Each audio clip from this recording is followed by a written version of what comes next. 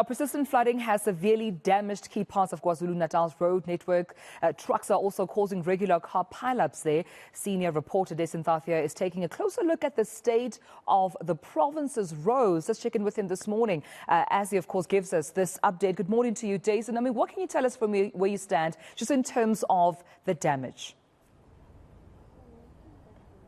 Well, this is just one of the communities, Tumelo. You know that during the KZN floods last year, there were many roads that were damaged. In fact, during that one-year anniversary of those floods, in the eThekwini municipality, the mayor had said that there were about 600 projects that they were busy with, and there was about 5.6 billion rand in damage.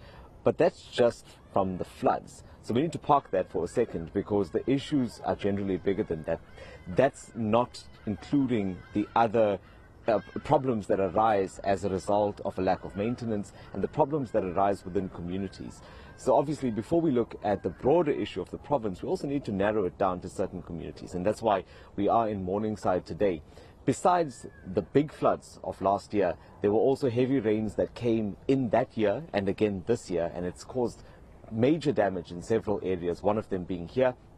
In fact, there were some shocking pictures that emerged from this particular road that I'm on just last month, because further down there was a sinkhole that had developed and a taxi had been almost swallowed by that hole. And the residents here say that it's due to a lack of maintenance and problems with the water pipes. I want to bring in two of them now. I'm joined by Amina Dawood and George Costa. I'll start with you, ma'am, ladies first.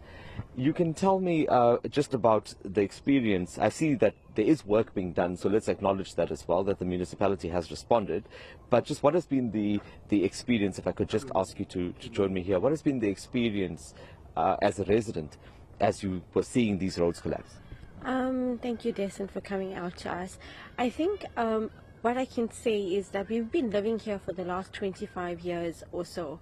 And Earl Hague Road used to be one of the best roads to drive on. We just a few roads away from the King's house.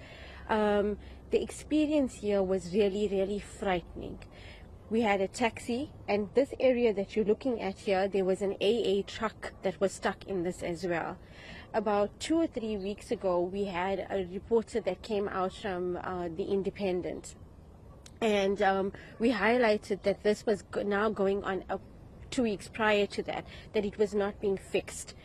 And it was dangerous. When I walked past here, there was basically like a river of water that was underneath the sinkhole, which is obvious that is what the problem actually was. Further down, if you see all the way down there, there's barricades there. So this is being fixed, but that's been pooling up with water. Yeah. We've made numerous calls. We are on every service group that you can think of. We reach out to the councillor. We understand that he has challenges with this municipality. We've asked on eThekwini pages and the works. Bring out the city manager, bring out the mayor. We need to tackle this holistically. So what's underneath here needs to be sorted out in order for you to fix this road so it doesn't become a hindrance to people after this. It's really frightening driving on this road. I wouldn't drive on it even now, even though this fix is done.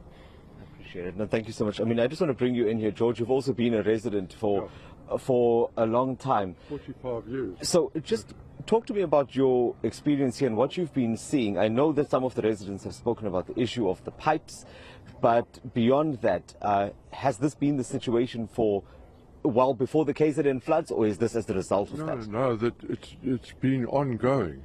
It's been ongoing, and when I say it's bad, sometimes there's 4 or 5 leaks in the road, and this is what's caused the undermining of the tar.